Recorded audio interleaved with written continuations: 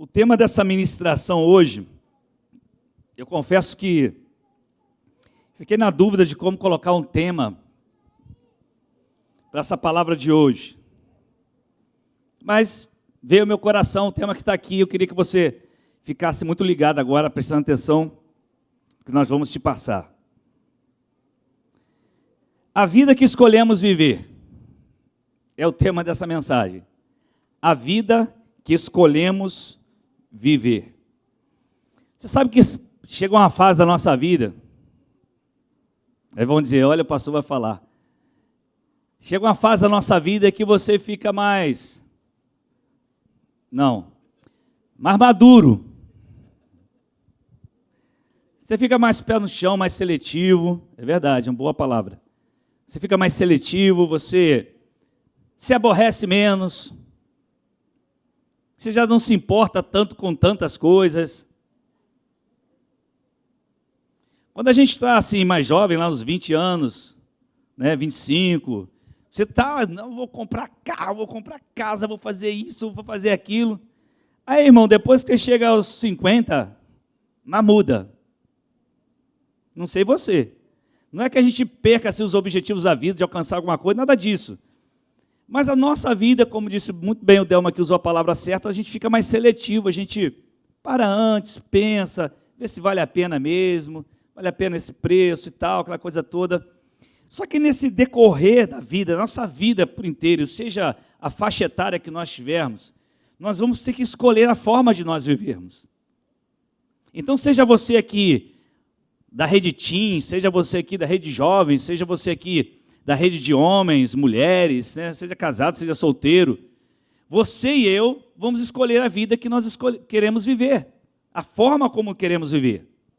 Mas nós que somos cristãos, somos servos de Deus, nós temos uma constituição no reino, e essa constituição chama-se Bíblia, é a palavra de Deus, é ela que nos mostra o caminho que a gente deve seguir. Porém, mesmo ela mostrando o caminho que nós devemos seguir, ainda assim, eu e você que vamos escolher. Eu e você que vamos tomar decisões. Deixa eu ler com você o texto. Agora que já se ouviu tudo, olha só o final de Eclesiastes. Agora que já se ouviu tudo, presta atenção, vira a sua Bíblia aí, por favor. Se puder colocar o texto aí, isso, obrigado. Aqui está a conclusão.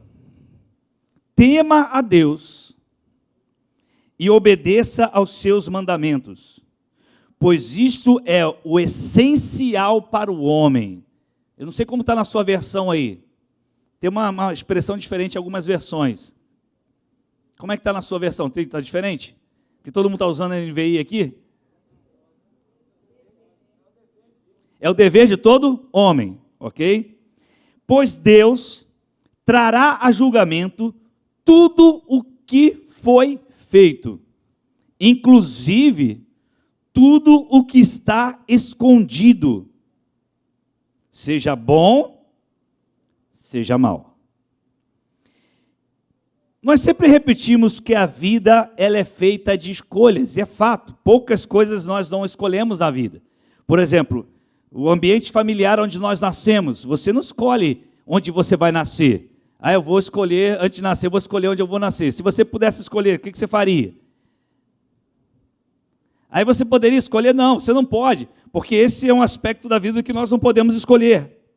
Mas com o passar dos dias, nós vamos começar a construir nossas vidas. E nós vamos começar a fazer nossas escolhas. E isso é importante para nós. É aí que surgem, quando você ainda é novo, né? E você começa a projetar a sua vida, você começa a pensar, eu quero fazer a faculdade tal, quero fazer o curso tal, eu quero ser um empresário, eu quero fazer isso, fazer aquilo, quero me casar. Eu, por exemplo, quando era adolescente, eu sempre tinha, não faz muito tempo isso, é claro, eu sempre tinha um desejo no meu coração, casar cedo, sempre quis casar cedo. Essa coisa de casar muito tarde não era minha praia. Eu sempre falava assim, eu quero casar cedo. E é interessante que a minha referência de casamento da minha casa era péssima. Foi péssima a minha referência, né? Na parte de pai. Mas eu sempre sonhei com isso. Eu sempre disse, eu vou casar cedo. E eu lembro que quando eu tinha mais ou menos, eu acho que 16 anos, eu acho que essa idade aí, eu lembro bem, porque não faz tempo isso, e... Né, Carlinhos? Obrigado, Carlinhos. Tem sempre alguém para contribuir com a gente. E... O que eu estava falando? Aí eu lembrei. São 50 anos, irmãos. E aí eu lembro que eu fiz assim, eu comecei a orar. Lembro que nós congregávamos, sabe onde nós congregávamos, querido? Sabe onde? Lembra? Ali no Estefânia. Nossa igreja era no Estefânia, sabia disso? Já ali no Estefânia teve uma igreja, queridos. Nós já congregamos ali no Estefânia, muitos anos atrás isso. E quando eu estava lá no Estefânia congregando, alguns aqui, alguém é dessa geração aí? Levanta a mão. Quem pegou Estefânia aí? Levanta a mão, Isaías, você está aí, rapidinho, que eu vi. Então, até a galera toda aí. Minha esposa que se converteu lá, ela aceitou Jesus lá. A igreja funcionava no Colégio Estefânia. Tem uma parte ali que hoje está tudo fechado, mas a gente descia as carteiras da escola, fazia o culto e subia as carteiras da escola todo domingo e quinta-feira, eu acho, um dia de semana. Aí na casa da irmã Irineia, dia de semana, quando eu era aqui na escola. Não tinha escola, né? Enfim, eu lembro que eu tinha 16 anos, falei assim, eu vou casar. Eu preciso arrumar uma pessoa para casar. Assim mesmo que eu falei, preciso arrumar uma pessoa para casar, veja só. Mas a gente não fala isso por maldade, a gente fala isso porque a gente sonha, projeta. Eu tinha 16 anos de idade. Mas eu já estava, com 16 anos de idade, eu já estava na faculdade. Com 16 anos de idade, eu estava no primeiro ano da faculdade. Eu fui muito cedo para a faculdade. Talvez isso que não deu muito certo para mim. Mas, enfim. E aí, até que veio Eliana. Estamos juntos até hoje. Eu tinha 16 anos, falei, Senhor, eu quero ter uma pessoa para casar. E eu orava mesmo a Deus. Né? Era jovem, mas eu falava, Deus, eu quero ter uma pessoa para poder formar minha família, casar. Não tem dinheiro, não tem emprego, não tem nada. Como é que eu vou fazer? Mas eu quero ir. E casamos depois de 3 anos, né? Mais ou menos, nos casamos. Eu tinha, acho que 20, ela 20 também. Mas, enfim, deixa isso para lá. E aí, estamos aí até hoje. Então, nossa vida é assim, que a gente projeta, faz as coisas, aí a gente abre, eu e Eliana já abrimos negócios, já fizemos tanta coisa na vida. A pergunta é, a grande pergunta que nós temos que responder é como eu e você temos construído nossas vidas? Essa é a pergunta que nós precisamos responder. Como temos construído nossas vidas? Porque essa pergunta nos leva a pensar que enfrentamos até problemas espirituais, inclusive emocionais. Porque esses tipos de problemas, eles interferem na construção da nossa vida. E nós temos que ficar atentos a isso, segundo a palavra de Deus. Porque a Bíblia, já em Eclesiastes, já está dando um resumo. Como é que você vai viver a sua vida? Vou dar um resumo para você. Depois que você já ouviu tudo, 300 ministrações, foi a 500 encontros, tema a Deus e obedeça aos seus mandamentos. Porque isso é a coisa mais essencial do homem. Na vida do ser humano é temer a Deus e obedecer seus mandamentos. Então ele concluiu tudo ali. Porque um dia todo mundo vai prestar contas. Ele está dizendo, tudo que é bom, tudo que é mal será revelado. Nada ficará escondido. Tudo será revelado. E a gente começa a pensar nessa construção da vida. Então, alguns aqui, que têm 10 anos de idade ou 11 anos, não sei qual a faixa etária que está aqui hoje com a gente, acho que é a partir de 11 anos, né? Já está pensando na vida. Eu sei que pensam de forma diferente de Delmo, que já está em outra fase da vida. Está tomando terceira dose. E aí, e aí a gente começa a ver as coisas, então, de uma forma diferente. Agora, esses problemas que nós apontamos aqui, eu quero tentar apontar para você um problema, ou talvez 2, e depois a gente continua essa conversa, porque eu não sei até onde essa conversa vai parar, não. Mas o Espírito de Deus tem algo para o nosso coração. E eu lembro que hoje pela manhã a gente estava na reunião de conselho fiscal, aí eu fui, eles estavam lá já fazendo o check-up lá das notas fiscais, e eu escrevendo, antes deles começarem, eu já estava, aí eles entraram e falei assim, rapaz, aqui ó, estava lá no estacionamento, e Deus já foi colocando no meu coração que, para a mensagem de hoje, que eu já tinha na mente, mas não sabia como passar isso para o papel, fui escrevendo, cheguei em casa, que fui organizar. O primeiro problema que nós temos que resolver é o problema da culpa. O problema da culpa. Mas que é isso, pastor? Romanos 3, 23, um texto muito, muito conhecido da Bíblia. Se você quiser abrir sua Bíblia, diz assim: todos pecaram e separados ou destituídos estão de quê? Da glória de Deus. Glória de Deus aí significa o quê? Presença de Deus. Então, já existe aqui um juízo para nós. Ele está dizendo, todo mundo pecou. Todos pecaram, todos. Quem está aqui dentro, quem está lá fora, onde estiver, todos pecaram. E todos pecaram e todos então se tornaram separados da presença de Deus. É fato, está escrito aí na Bíblia. Ou seja, nós quando nascemos, já nascemos com uma natureza pecaminosa. É interessante isso. A partir do primeiro momento que nós começamos a fazer escolhas, seja a coisa mais simples do mundo, nós começamos a demonstrar nossa natureza pecaminosa. Você pega uma criança aí, pode ser um bebê, ela começa a revelar isso de forma inconsciente, não é porque ela é consciente daquilo não, ela está de forma inconsciente. Às vezes tem criança que pega uma coisa, você vai perguntar, onde é que está o negócio? Não sei, mas você nunca ensinou ela para mentir, você nunca falou para ela mentir, mas ela fala, não sei, porque ela, quando você fala onde está, ela fica com medo, e quando ela fica com medo, a defesa dela é, não sei. Lembra do Éden? Foi a mesma coisa. De onde você está? Sou mulher, não sei. Não, Caim, Abel. Caim, cadê seu irmão? Não sei, eu tinha matado o irmão. Não sei. A gente nunca sabe. Então, nós começamos a revelar essa natureza. O que acontece? Eu quero que você entenda o seguinte: cada um aqui irá responder por seus pecados individualmente. Cada um de nós responderá por seus pecados de forma individual. Eu não vou responder pelos seus e nem você vai responder pelos meus. Vamos lá em Ezequiel. Agora a gente vai ler um texto bem grande, tá? Então eu preciso que você me acompanhe agora. Ezequiel capítulo 18. Olha só o que esse texto vai nos ensinar. Ezequiel 18.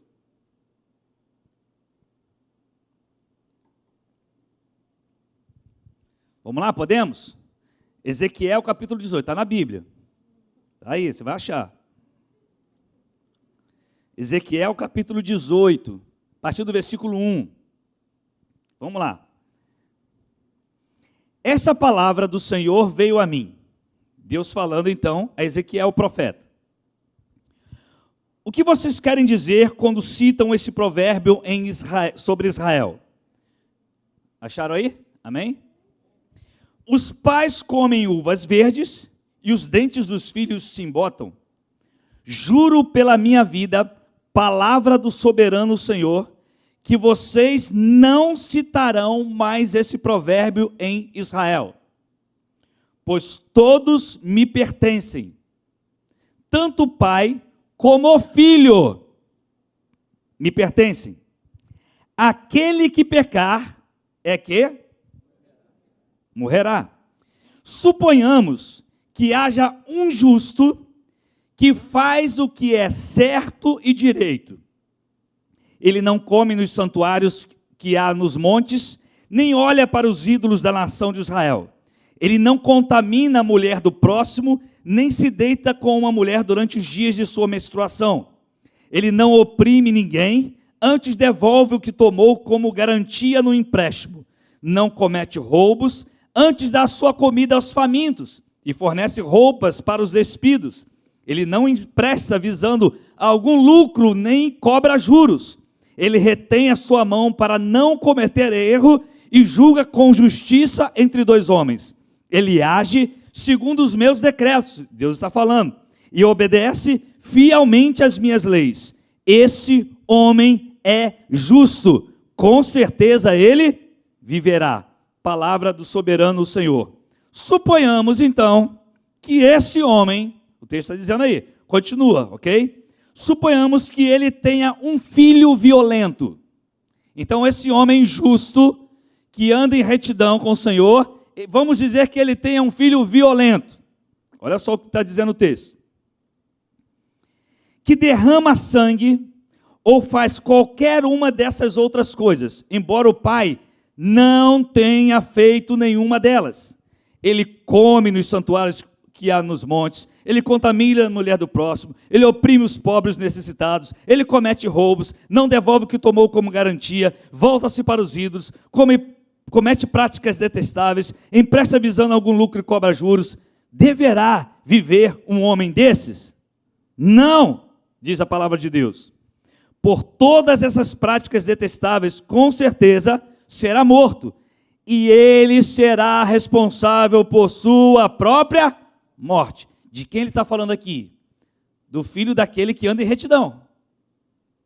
Vocês estão lendo aí comigo? Amém? Mas vamos continuar o texto. O texto é longo, tá, queridos? Vamos lá, você que gosta de Bíblia. Mas suponhamos, então, outra hipótese, que esse filho tenha ele mesmo, olha só, um filho que vê todos os pecados que seu pai comete, e embora os veja, não os comete. O que ele está falando aqui? Vamos lá.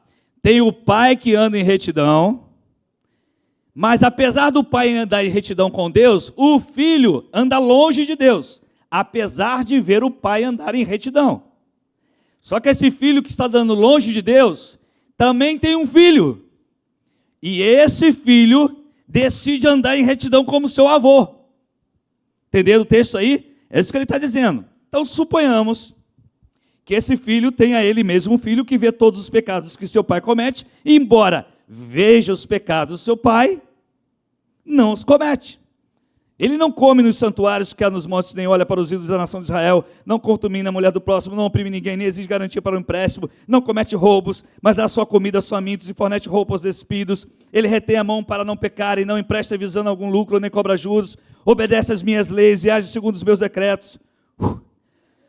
Ele não morrerá por causa da iniquidade do seu pai, certamente viverá. Ele não morrerá devido à iniquidade de seu pai, certamente viverá. Mas seu pai morrerá por causa de sua própria iniquidade, pois praticou extorsão, roubou seu compatriota, fez o que era errado no meio do seu povo. Contudo, vocês perguntam, por que o filho não partilha da culpa de seu pai? Todo mundo perguntou, olha, se o pai aprontou, o filho agora vai ter que pagar o pato. Por que ele não tem que pagar o pato? Deus está falando aqui, ó. Uma vez que o filho, o que é justo e direito, e teve cuidado de obedecer a todos os meus mandamentos e decretos, com certeza esse filho viverá. Aquele que pecar é que morrerá. O filho não levará a culpa do pai, nem o pai levará a culpa do filho. A justiça do justo lhe será acreditada, e a impiedade do ímpio lhe será cobrada. Olha só o que está escrito. A justiça do justo lhe será creditada, crédito, favor. Mas a impiedade do ímpio lhe será o quê? Cobrada. Mas, vem outra hipótese. Você que gosta de Bíblia, vamos lá. Se o ímpio se desviar de todos os pecados que cometeu, ou seja, é um ímpio, abriu o coração para Jesus, se desviar de todos os pecados que cometeu e obedecer todos os meus decretos e fizer o que é justo e direito, com certeza viverá, não morrerá. Aqui ele está falando de uma conversão, alguém que vive o pecado e de repente abriu o coração, ele está dizendo, esse não morrerá, porque ele se arrependeu. Não se terá lembrança. Olha só o que Deus está falando aí, queridos. Você que gosta de Bíblia, vamos lá. Não se terá lembrança de nenhuma das ofensas que cometeu. Eu vou repetir para você que fica aí com sentimento de culpa porque cometeu uma falha, um erro, e fica, meu Deus, vou carregar isso pro resto da minha vida, e não sei o que, esse peso. Deus está dizendo, se você se arrependeu, se você abriu o coração, o texto é claro, não se terá lembrança de nenhuma das ofensas que cometeu. Você está entendendo o que está escrito aí, queridos? Deus está falando assim, eu não me lembrarei mais dos seus pecados. O diabo vai lembrar, você vai lembrar, sua família vai lembrar, seus amigos vão lembrar, os ímpios ainda vão lembrar, mas Deus disse, não me lembro mais. Você está perdoado. Aleluia. Esse é o problema da culpa que muita gente enfrenta. Mas vamos lá.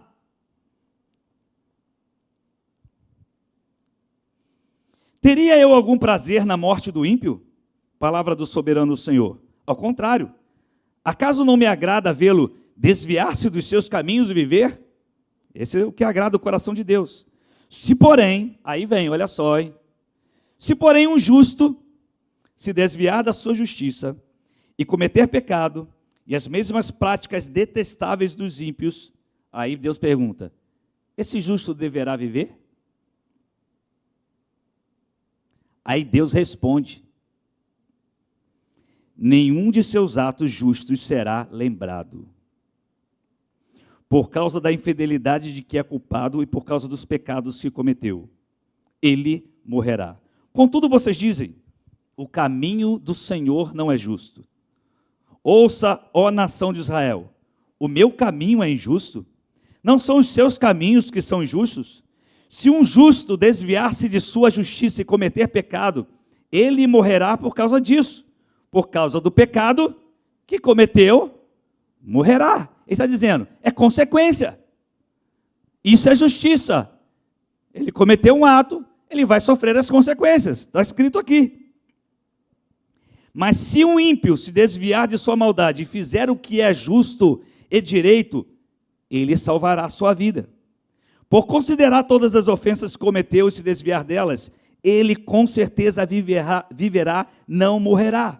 Contudo, a nação de Israel diz, o caminho do Senhor não é justo.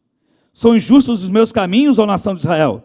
Não são os seus caminhos que são justos? Portanto, ó nação de Israel, eu os julgarei, a cada um de acordo com os seus caminhos. Palavra do soberano o Senhor, arrependam-se, desviem-se de todos os seus males, para que o pecado não cause a queda de vocês. Livrem-se de todos os males que vocês cometeram e busquem um coração novo e um espírito novo. Por que deveriam morrer, ó nação de Israel? Pois não me agrada a morte de ninguém. Palavra do soberano. Essa morte aqui está relacionada à morte eterna, tá, queridos? Pois não me agrada a morte de ninguém. Palavra do soberano o Senhor. Arrependam-se e vivam.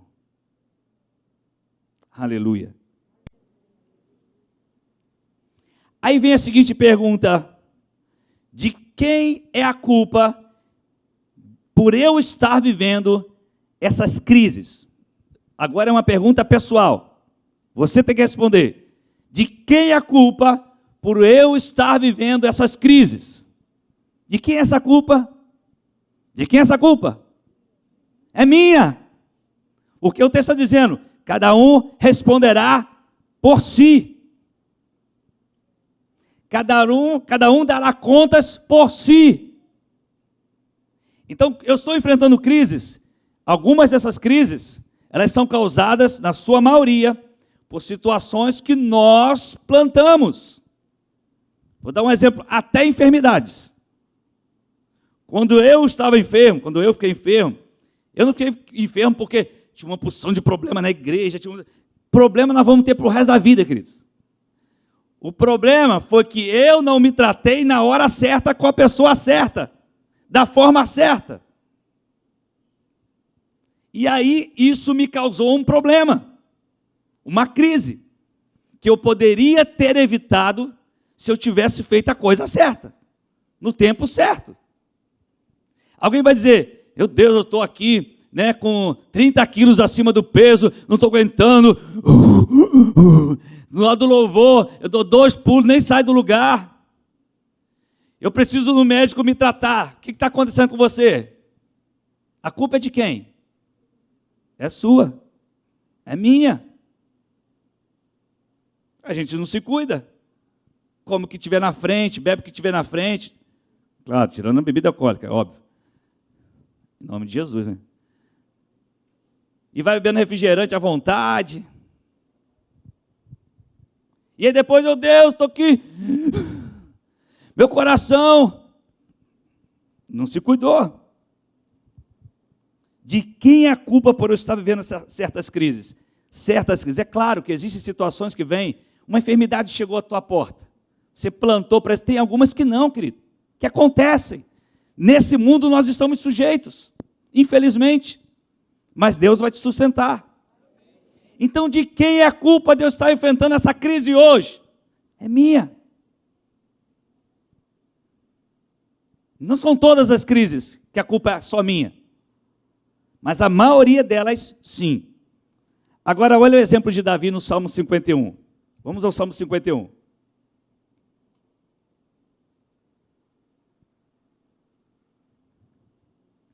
Salmo 51. Todo mundo que sabe que Davi estava lá e tal, no seu palácio, o pessoal guerreando lá, ele, não, vou ficar por aqui. Aí você já sabe da história, que ele olhou lá da janela, aí viu Batseba se banhando, e ele falou, opa, é agora. Aí arrumou o esquema lá, e deitou-se com Batseba, que era a esposa de um soldado fidelíssimo a ele, e ele cometeu esse adultério, e ela ficou grávida, e você sabe da história, até que Natan chega lá um dia, depois de alguns meses, depois o marido de ter matado como é o nome dele? Urias, ter matado Urias com a espada dos seus inimigos, ele armou aquele esquema todo lá, ele pensando que está tudo bem, chega Natan, fala, Natan, chega para Davi, Davi, eu tenho uma história para você, e você já sabe da história. Quando Davi é confrontado por seu pecado, no Salmo 51 ele vai dizer assim, tem misericórdia de mim, ó Deus, por teu amor, por tua grande compaixão, apaga as minhas transgressões. Lava-me de toda a minha culpa e purifica-me do meu pecado, pois eu mesmo reconheço as minhas transgressões e o meu pecado sempre me persegue. Contra ti, só contra ti pequei e fiz o que tu reprovas, de modo que justa é a tua sentença, e tens razão em condenar-me. Que não é à toa que Davi era segundo o coração de Deus. Davi tinha a leitura do coração do Pai. Ele sabia fazer a leitura do coração de Deus. Ele tinha essa intimidade que, apesar de ter intimidade, ele não vigiou, caiu, mas ele sabia do que Deus iria fazer. Ele entendia e sabia dessa relação com Deus. Davi fez o que aqui, queridos? Escuta isso. Davi assumiu a sua culpa por seus atos. Davi não ficou aqui justificando o injustificável. Ah, Deus, sabe como é? Eu estava lá sozinho, né? A carne é fraca. Você sabe que a carne é fraca. Davi não ficou dando papo. Davi não ficou enrolando, fazendo rodeios. Davi chegou e falou assim, a culpa é minha. Contra ti eu pequei e pronto. E o Senhor pode me julgar. E o Senhor pode me condenar. Mas ele começa o texto, tem misericórdia de mim, Senhor. Porque ele sabia da misericórdia de Deus. Ele conhecia o coração do Pai. Ele sabia que ele estava condenado, ele tinha certeza. Eu estou morto, estou condenado. Eu vou buscar, só tem um jeito, me arrepender e clamar pela misericórdia. E como ele sabia do coração do Pai, ele chega, tem misericórdia de mim. Ele começa a oração já dizendo isso. Mas ele reconheceu, ele mesmo fez a sua escolha, e ele sabia que a partir daquele momento, ele teria que administrar as consequências de suas escolhas. Ele já sabia disso. A única coisa que ele precisava era: tem misericórdia de mim, ó Deus. Porque eu já sei que vai acontecer. Tem misericórdia de mim. O que aconteceu na família de Davi? Depois disso, aconteceu um rebuliço. Irmão matando irmão, o irmão estuprando a irmã. Olha só. O filho se levantando contra ele, e aí o filho tendo que ser morto pela espada dos seus guerreiros, e ele tem que sofrer a morte do filho escondido, porque não podia chorar na frente do povo. Ele viveu até morrer com essa dor. Consequências. Ele sabia disso. Só tinha uma coisa que o mantia de pé: a misericórdia de Deus. Era a única coisa. Ele sabia que a misericórdia de Deus durava para sempre. Ele sabia que Deus era misericordioso. Lembra quando ele cometeu aquele pecado lá de contar o povo? Lembra disso? Aí Deus falou assim: eu vou te apresentar foram três? Acho que foram. 3 opções para você. Aí falou: você quer que morra pela mão dos seus inimigos, até não sei o quê, ou você quer que a espada do Senhor venha? Aí ele falou assim: prefiro que o Senhor venha com a sua espada. Aí ele diz lá: porque eu sei que o Senhor é misericordioso. Nossos inimigos não são. Eles vão nos matar até o último. Mas o Senhor é misericordioso. Aí o que aconteceu? Veio a espada do Senhor e começou a morrer gente lá. De repente ele falou: Deus tem misericórdia. Aí Deus para. Ele já conhecia o coração de Deus. Olha que coisa linda, queridos. Ele já sabia. Tinha um limite. Ele sabia que se ele se arrependesse, Deus iria perdoá-lo. Aleluia. Agora deixa eu falar algo para você, para a gente poder encerrar hoje. Esse problema da culpa geralmente atrai um outro problema. E um problema muito sério que nós estamos vivendo, mas isso é lá do Éden. A transferência de responsabilidade. Entenda isso. Lembra quando Adão e Eva pecaram? Aí Deus veio procurar Adão, estavam escondidos. Aí o que Adão fala para Deus? Foi a mulher que o Senhor me deu. Fazer o quê? Perceba que claramente Adão estava transferindo para Deus a responsabilidade, a culpa do seu próprio erro. Então essa questão de transferir responsabilidade para os outros já vem lá do Éden, queridos. E nós somos especialistas em fazer isso. Adão teve a cara de pau de fazer isso com Deus. Imagina a gente. A forma mais comum de tentarmos justificar nossos erros é transferirmos a responsabilidade. Diante de Deus, no momento do julgamento, nós seremos julgados por nossas escolhas e não pelas escolhas dos outros.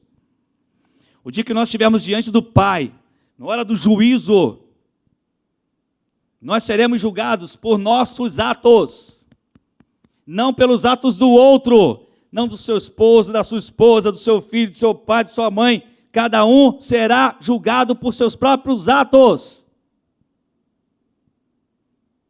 Você não vai chegar lá e vai dizer: ah, Deus, sabe como que é? Eu não quis servir o Senhor, eu não dava certo porque tem uma opção de crente que era tudo ímpio, sabe? Que vacilava. Eu conheci uns crentes lá que vacilava pra caramba, então eu larguei a igreja, larguei o Senhor, porque não, que adianta? Aí vem com esse papinho de o outro era responsável por aquilo que eu estou vivendo. Sabe o que Deus vai falar para ele? E daí? O erro dos outros, escuta isso, não alivia nossas culpas. O erro que o outro cometeu não é alívio para nossa culpa. Já viu como a gente quer sair fora de alguma coisa e fala assim: pô, minha empresa não está crescendo. Ah, mas eu estou sabendo que ninguém está crescendo também. A gente faz o quê? Que alívio, né? O erro dos outros não alivia nossas culpas. A transferência de responsabilidade foi justamente o que Adão falou para Deus. quando por este foi confrontado. Cuidado, meu irmão. Quem tem que ler Bíblia é você. Pastor não tem que ficar mandando café pastoral para você só ouvir o café pastoral e ficar... Aí se o pastor não manda café pastoral, você não lê Bíblia, você não ora, você não faz nada. Quem tem que buscar Deus é você. Quem se arrepender pessoalmente é você. Quem tem que viver em santidade é você. Eu tenho que fazer isso na minha vida, e você tem que fazer com a sua. A Bíblia está dizendo, aquele que pecar, esse morrerá. O pai não responde pelo filho, nem o filho responde pelo pai. Cada um assumirá a sua responsabilidade. Agora, deixa eu lhe falar algo muito importante. Nossa responsabilidade pessoal, e a gente precisa pensar que essa responsabilidade pessoal gera efeitos na vida dos outros. Senão a gente vai pensar assim, então eu vou fazer o que eu quiser, eu não tenho responsabilidade nenhuma, né, com a atitude do outro. Não, não é nada disso, porque a Bíblia é claro. Olha só o que diz Mateus capítulo 18. Vamos Mateus capítulo 18, 6 e 7.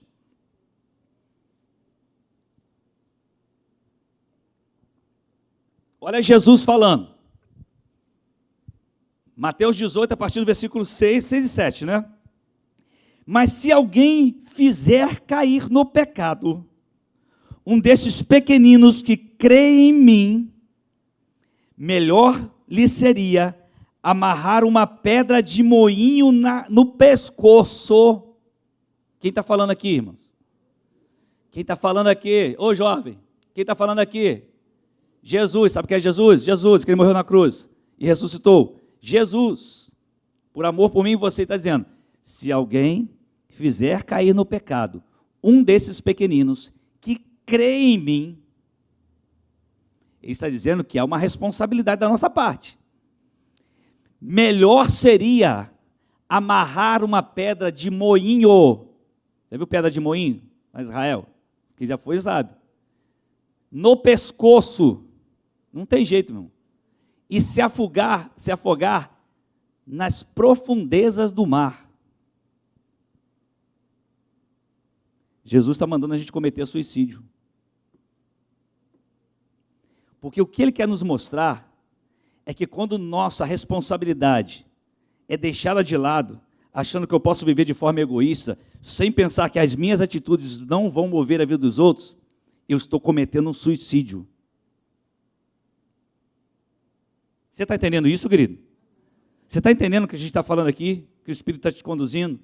Ele está dizendo o seguinte, cada atitude minha, eu vou responder por mim mesmo. Porém, a minha responsabilidade pessoal, minha atitude, ela envolve a vida de outras pessoas. Elas não vão poder se justificar porque eu errei. É fato. Mas Deus irá cobrar da gente. Deus irá cobrar de mim e de você a consciência dos efeitos de nossas atitudes ou a nossa omissão. Não é só aquilo que a gente faz de errado, não. A nossa omissão também. Quando eu deixo de fazer o que eu preciso fazer na vida de outras pessoas, é algo importante na nossa vida quando a gente tem essa consciência. Nós falamos isso no grupo da equipe essa semana, achei muito legal esse pequeno debate que nós tivemos, né? Bíblico em relação a isso. E aí, pastor Marcos até citou alguma coisa interessante. É bom quando nossa consciência nos mostra das nossas culpas. Por quê? Porque nos mostra que isso é uma blindagem para nós. Eu até falei, esse tipo de atitude, nossa consciência, ela nos blinda da soberba, do orgulho, da prepotência. Nos blinda, nos ajuda a superar isso. Quando eu tenho a consciência de parar e pensar que, se meu irmão está mal, que tipo de influência eu tive na vida dele para ele estar assim? Vocês estão entendendo isso, queridos? Quando eu tenho esse tipo de consciência, quando isso me pesa, eu posso não ter feito nada, mas é uma blindagem para mim, porque senão eu vou ficar soberbo, orgulhoso, prepotente, vou começar a julgar as pessoas. Eu estou me protegendo. Eu não tenho responsabilidade porque o pastor Rogério faz, é problema dele. Ele vai responder diante do Pai. Mas se ele cometeu o pecado, a responsabilidade é dele, não é minha.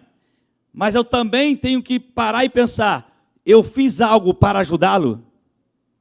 Eu fiz algo para poder ajudá-lo? Fiz, então estou tranquilo. Não fiz, também é responsabilidade minha.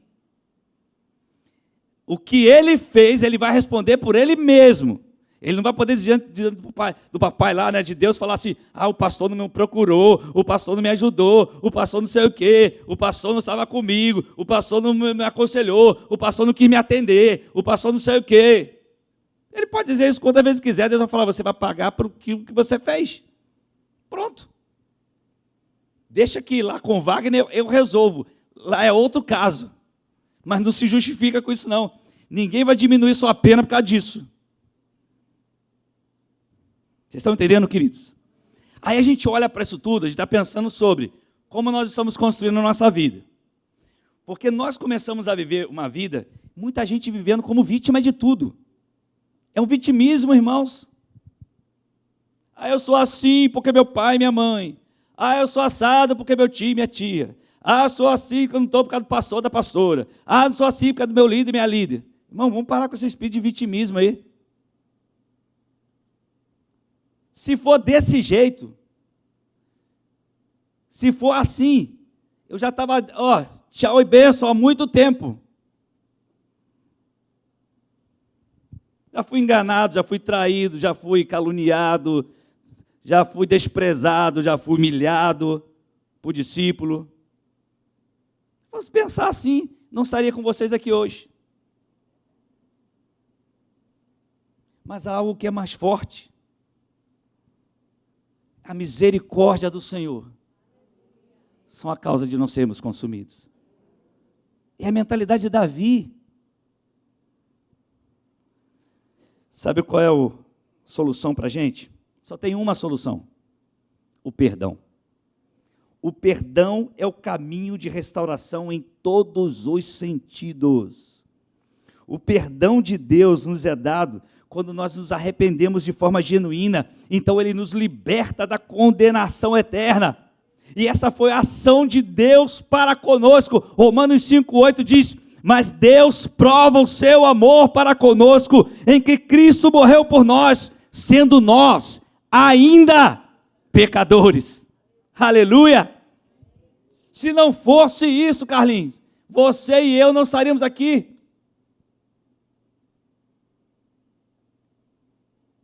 Se não fosse isso, Eliana, eu e você não estaríamos aqui.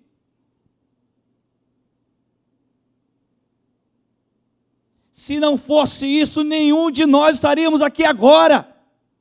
Ele deu prova do seu amor, da sua misericórdia, do seu perdão. Ele está pronto a nos perdoar, sim. Só tem um jeito, queridos, para resolver isso. Arrependimento e perdão, não tem outro jeito. Não tem outra solução. A nossa negligência no relacionamento humano quanto ao perdão, quando a gente negligencia essa questão do perdão, ela nos joga numa prisão espiritual e também emocional. Não é só espiritual não, é emocional também. Você pode vir para a igreja, levantar a mão, pular, dançar, mas suas emoções estão todas destruídas, você não se relaciona direito com as pessoas, não confia em ninguém, você fica julgando as pessoas, e você se acha melhor do que os outros, e enfim, aí uma série de coisas vai acontecendo. Por quê? Porque você está aprisionado. E aí a gente fica perguntando, como é que eu estou construindo a minha vida? A vida que eu escolhi viver é essa? Eu pergunto a você, vale a pena, meu irmão, viver assim? Viver em prisão emocional, em prisão espiritual. Olha só o que diz Colossenses 3,13, queridos, olha que texto, irmãos. Suportem-se uns aos outros. O que é suportar, meu irmão? Vamos dizer que Júlio vai pegar o Vitor, da Pamela, e aí Vitor vem correndo e mergulha no pescoço de Júnior, e me carrega 1 quilômetro. Isso é suportar. É aguentar. Alguém vai perguntar assim, pastor, tem limite? Tem. Mas eu não sou capaz de dizer para você qual é o limite. Porque cada um de nós suporta de uma forma. Tem gente que suporta mais, tem gente que suporta menos. Agora olha só o que ele diz, suportem-se uns aos outros, aí ele vai falar, e perdoem as queixas que tiverem uns contra os outros. Agora só que ele vai dizer uma coisa aqui pesada, queridos.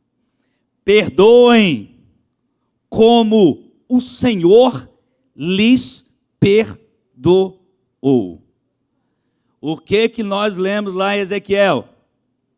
Eu não me lembrarei mais das faltas que você cometeu. Olha o nível de perdão que nós temos que viver.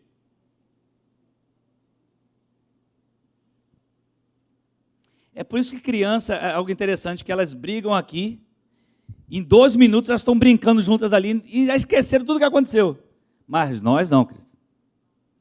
Nós somos tinhosos. Nós somos cabeça dura. A gente é orgulhoso, a gente até finge gostar, finge amar, dá um sorriso só para...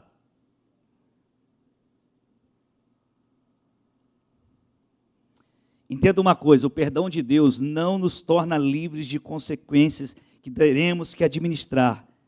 E até em alguns casos, nós vamos administrar essas consequências como Davi administrou por toda a vida. Infelizmente, isso pode acontecer. A condenação Deus nos livra, eterna. Do inferno Deus nos livra. Mas de algumas consequências Ele não nos livra. Porque são consequências que nós vamos ter que administrar. Não tem para onde correr. Conheço um pastor que é uma bênção, mas uma vez ele se desviou, muitos anos atrás, não era pastor, nada disso, mas era cristão. E os dois, ele e a esposa, se desviaram, ele começou um relacionamento, teve um filho desse relacionamento, e depois o casamento dele foi restaurado. E agora? Ele tem o casamento restaurado, glória a Deus, mas ele tem um filho do outro relacionamento, para o resto da vida.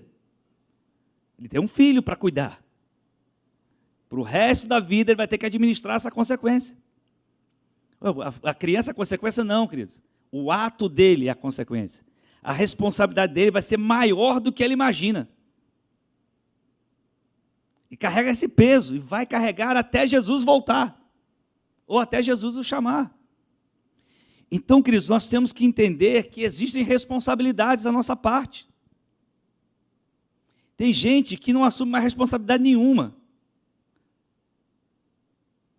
Se faltar para tocar, faltou. Se faltar para dançar, faltou. Se faltar para ficar ali, faltou, bota outro. Se faltar para recepção, faltou. Já tem gente que não está se cantando cabeça com nada, irmãos. Isso eu estou falando de coisas simples, óbvias. Se for na célula, vai. Se não for, também está bom. Não tem... Nós estamos vivendo a geração de que fazemos o que queremos, na hora que queremos, do jeito que nós queremos. Porque se você for para a mídia, se você for para as redes sociais, é essa pregação que você está ouvindo lá, que dá aquela... sou livre. Eu sou livre. Eu sou livre. É verdade. Mas não pense que aquilo que você faz ou deixa de fazer não pode ser algo que vai prejudicar a vida de outra pessoa.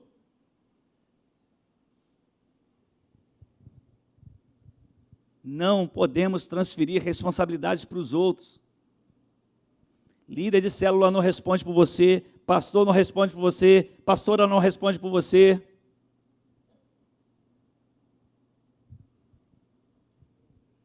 Antigamente, quando era menos maduro, a gente vai amadurecendo com o tempo da vida, né? Menos maduro, como pastor,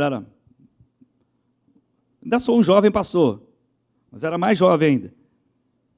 No início, da minha liderança e tal, eu era pastor, mas não pastoreava a igreja toda. Eu entrava numa crise, irmãos, quando um discípulo se desviava, eu ficava numa tristeza, numa angústia, eu passava mal, eu não tomava remédio disso, daquilo, eu ficava à noite. Eliana sabe disso, é exatamente assim.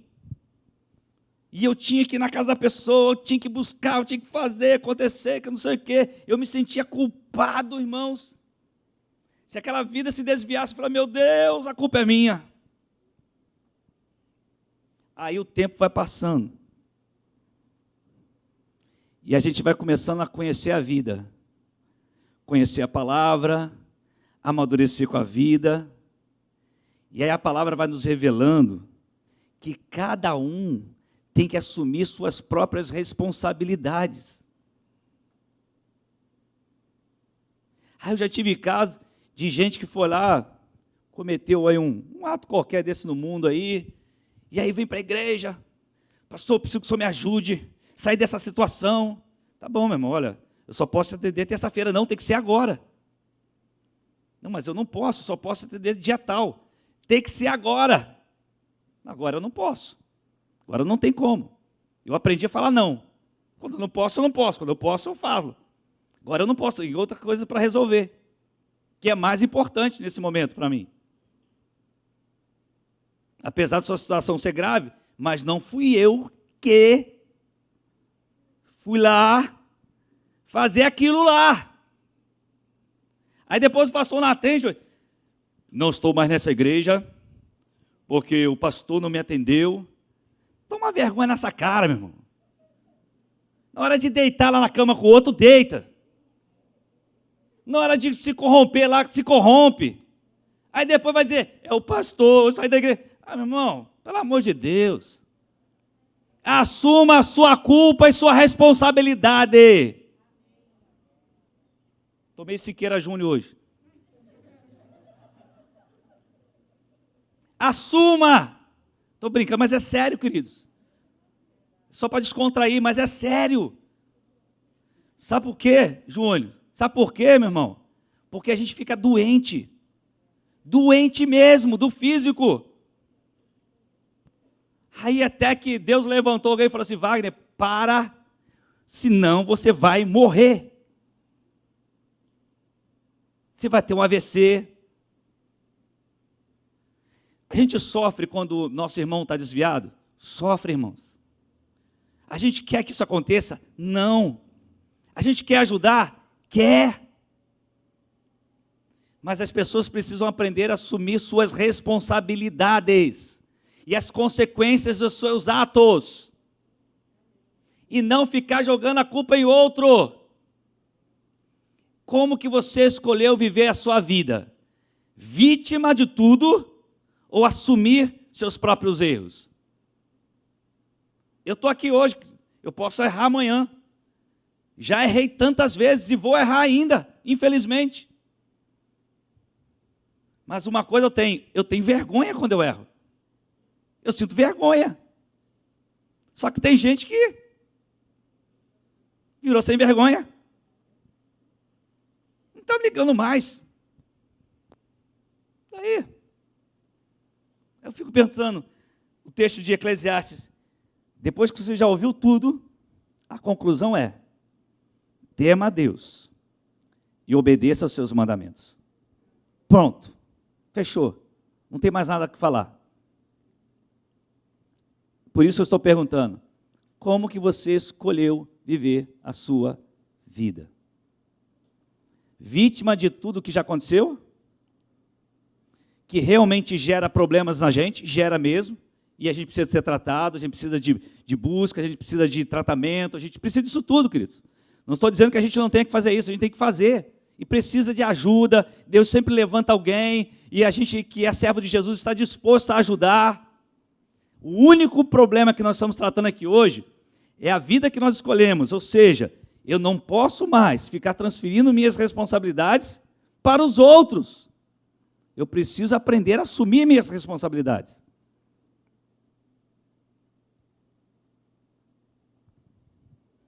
As pessoas do mundo, quando eles olham para nós, igreja do Senhor Jesus, eles não olham o individual, eles olham o coletivo. Eles apontam para o individual, mas condenam o coletivo. Ou seja, se você fizer uma coisa errada ali, a pessoa vai dizer assim, é da igreja lá do apóstolo Wagner.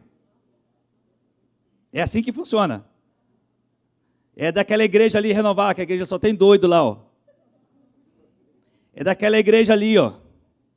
Ela, ó, cheia de dinheiro construindo, ó. Daí fica, onde está vindo esse dinheiro? Tadinho, você não sabe nada. Pergunta ao conselho fiscal que você vai saber. Da fé dos irmãos aqui. Da fidelidade dos irmãos.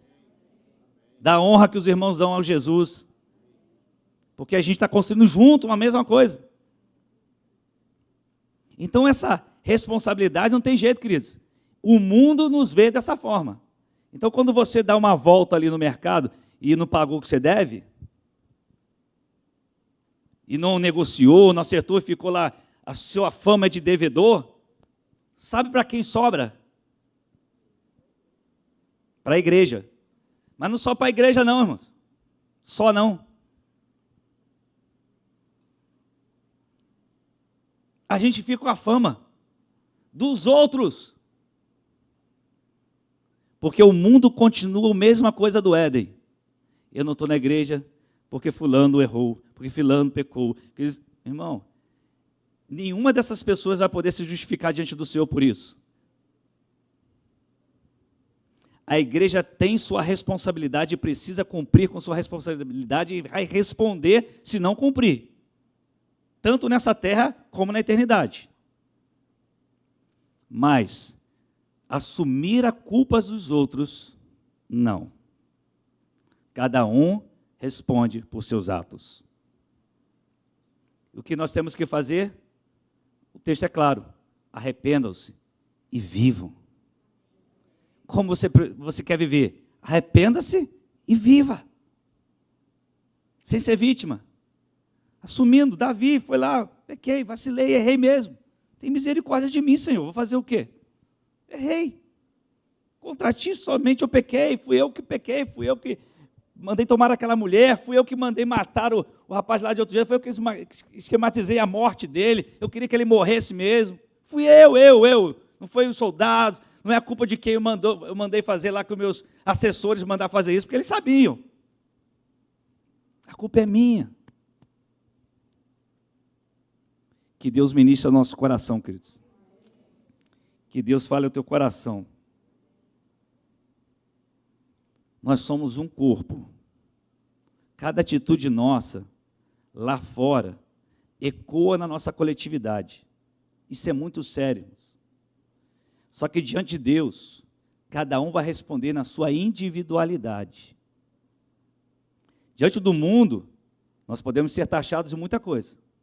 Mas diante de Deus, cada um vai responder por si mesmo. E é a vida que vivemos, é que será o resultado disso que nós estamos falando. Então, viva a vida que Deus tem para você. As misericórdias do Senhor são a causa de não sermos consumidos. Aprenda a perdoar, queridos. Aprenda a pedir perdão. Seja livre, meu querido. Tem coisa que nos incomoda, tem coisa que vai ficar ecoando na nossa mente e que nos incomoda sim, marca a nossa história, marca a nossa vida, mas ela não pode determinar o nosso futuro, e nem o nosso presente. Nós temos que superar isso, nós temos que vencer isso. E nós podemos vencer em Cristo. Ele tem misericórdia de nós, Ele nos perdoa quando confessamos de todo o coração. Amém? Vamos ficar de pé em nome de Jesus.